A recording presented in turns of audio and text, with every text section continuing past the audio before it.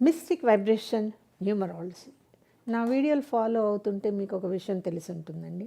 ఒక్కొక్క date of బర్త్కి ఏకి ఇచ్చే వాల్యూ మారుతుంది, బీకి ఇచ్చే వాల్యూ మారుతుంది అని నేను చాలా వీడియోస్లో చెప్పాను. అదేంటండి, ఏకి ఒకటే కదా, బీకి రెండే.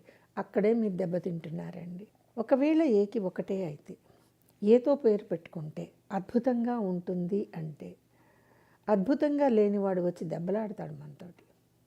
అందుకని ఏతో పేరు అద్భుతం క్యాన్సిల్ అండి, ఆ స్టేట్మెంట్ క్యాన్సిల్. ఇక్కడ నేను ఎందుకు అటువంటి స్టేట్మెంట్స్ ఇవ్వను అంటే, మీకు 1వ తారీఖున పుట్టిన వాళ్ళకి ఏ వాల్యూ వేరు, 2న పుట్టిన వాళ్ళకి ఏ వాల్యూ వేరు. దీని వెనకాల సూత్రం ఏమిటి అంటే, ఆయుష్ని మేము బయటికి చెప్పం, నిజంగానే చెప్పకూడదండి. కాబట్టి మాకు తెలిసి మేము ఒక డేట్ ఆఫ్ బర్త్ వచ్చినప్పుడు ఆయుష్ని లెక్క వేసుకున్నప్పుడు ఆయుష్ని బట్టే నేను A value, B value, C value ఇచ్చుకుంటాను. అందుకే నా లెక్కల్లో అఫ్కోర్స్ నాకు మూలస్తంభం లాంటి పైథాగరస్ సిద్ధాంతంలో నెంబర్లు నేను తీసుకోలేదు, అభిమానించే కీరో తాలూకు నెంబర్లు నేను తీసుకోలేదు. నేను తీసుకున్నది ఒక మనిషి జీవిత కాలాన్ని నిర్ణయించే ఆయుష్ను ఆధారం చేసుకుని వైబ్రేషన్ లెక్కలో కట్టేటటువంటి వాల్యూస్ మాత్రమే. సో ఇక్కడ ఏకి ఒకటి ఎప్పుడూ రాదు, వస్తే రావచ్చు లేకపోతే లేదు. బీకి 2 ఎప్పుడు రాదండి, అది మీ డేట్ ఆఫ్ బర్త్ మీద ఆధారపడి ఉంటుంది. సో చిన్న ఎగ్జాంపుల్ చెప్తాను, అర్థం చేసుకోవడానికి ప్రయత్నించండి. ఎందుకు నేను చాలా సైంటిఫికల్గా వెళ్తాను అంటే, ఇందులో అథెంటిసిటీ ఉండటం వల్ల ఆ పేరు అనేది మీ డేట్ ఆఫ్ బర్త్కి సరిగ్గా పనిచేయటం అనే దాని మీదే నా దృష్టి ఉంటుంది.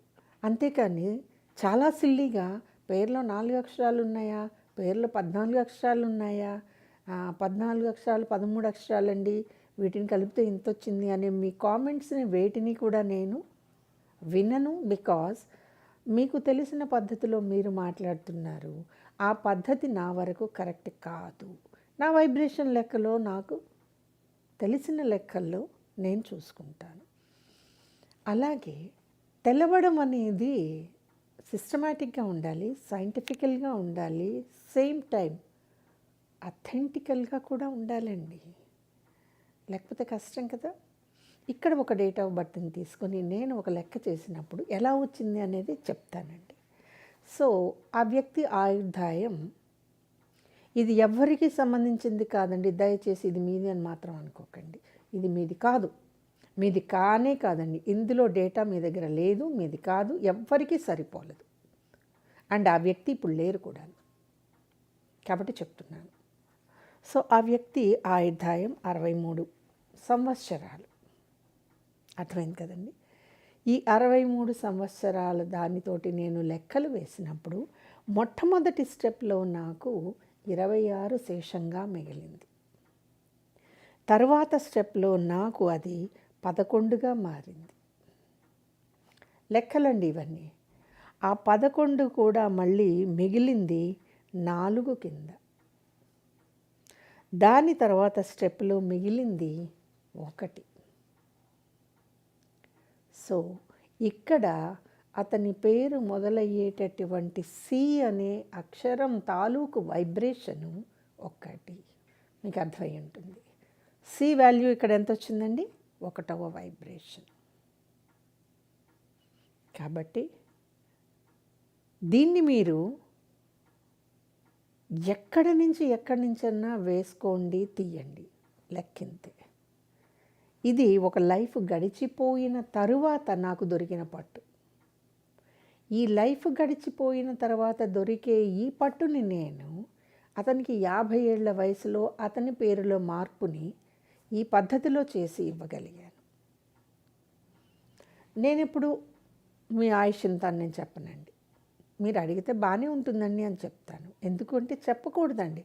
చెప్పకూడని విషయాన్ని చెప్పడానికి మనిషికి అర్హత లేదు, వినడానికి మీకు కూడా అర్హత ఉండదు.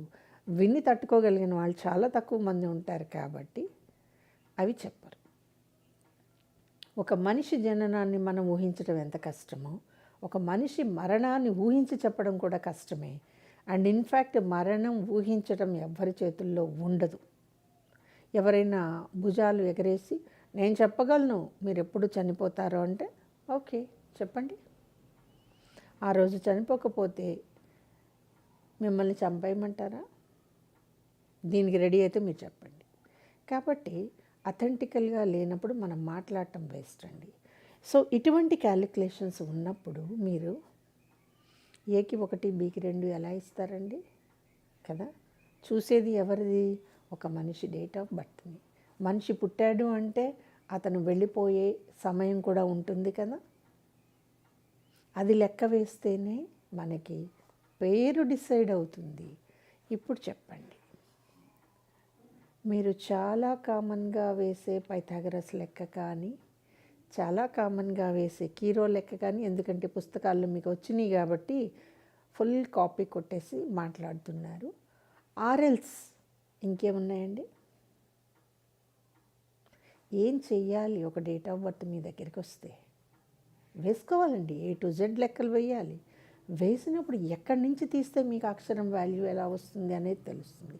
సో మీ పేరులో మొట్టమొదటి అక్షరాన్ని ఫిక్స్ చేసేటప్పుడు నా ఫస్ట్ లెక్క ఇది. మరి పేరులో ఎన్ని అక్షరాలు ఉంటే అన్ని లెక్కలు పడాలి కదా. అందుకే అంటానండి, వైబ్రేషన్ క్యాలిక్యులేషన్ ఆల్వేస్ అథెంటికల్ క్యాలిక్యులేషన్. తెలుసుకుని ఫాలో అయితే ఓకే, తెలుసుకోవాలి. ఈ వీడియో కనుక మీకు నచ్చినట్లయితే లైక్ చేయండి, షేర్ చేయండి, మా ఛానల్ని సబ్స్క్రైబ్ చేయండి.